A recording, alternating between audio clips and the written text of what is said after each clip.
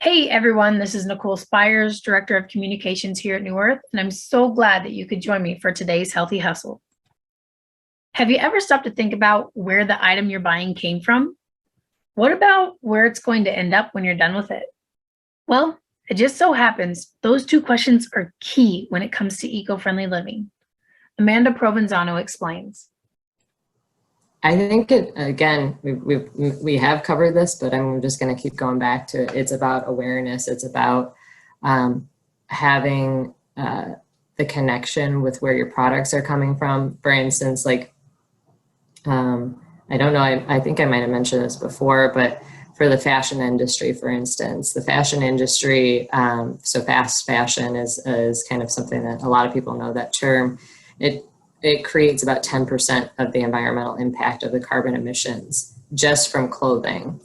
And so recognizing like this thing that I'm purchasing, where is this thing going to end up? Most clothing items now only are in circulation for 6 months, and then they end up in the dump within 6 months.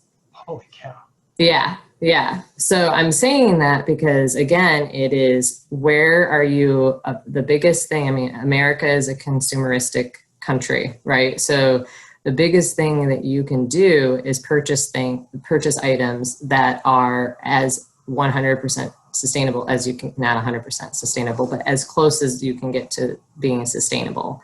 And so really, again, going back into the mindfulness of reading labels, doing your own research, there are a couple websites that are good resources, like the Environmental Working Group, and that's just ewg.org. That one will tell you about what organic means and what products, what type of chemicals are on different food items. But then there's also the Ethical Consumer.org, and that one is a great website too, to just research all about different items. If you have questions of, hey, I wonder if this thing is sustainable, or what does it look like for the supply chain? I think understanding that our supply chain is really, in the US, is in most countries, is very complex. It isn't you just going and buying this thing from the store,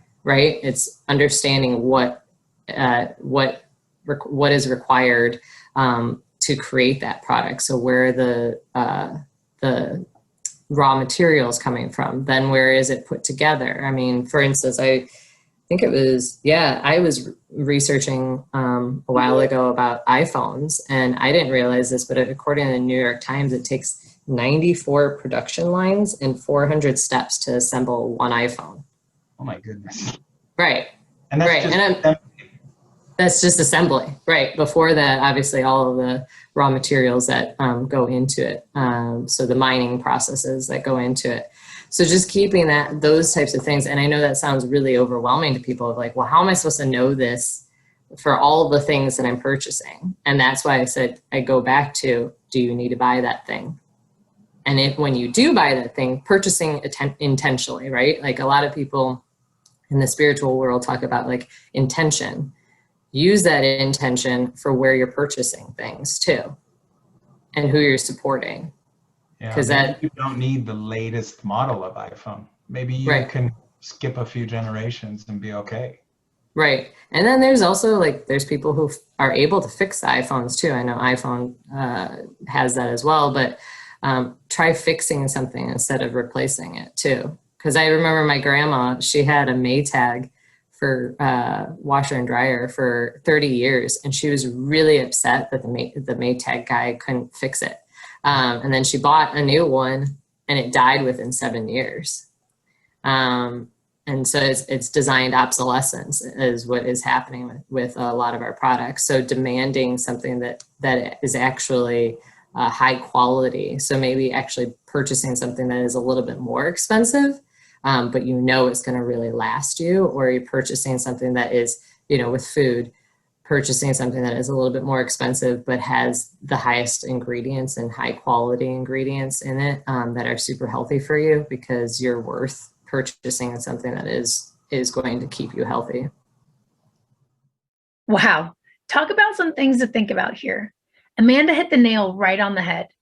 Here in the US, we are so used to going out and purchasing whatever we want, and in most cases, without much thought at all.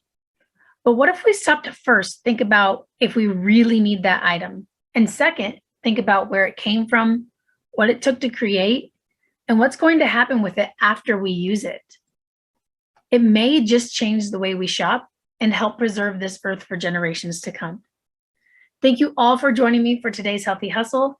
I hope you found a nugget of information you can take with you to help transform your eco-friendly life. We'll catch up with you on the next Healthy Hustle.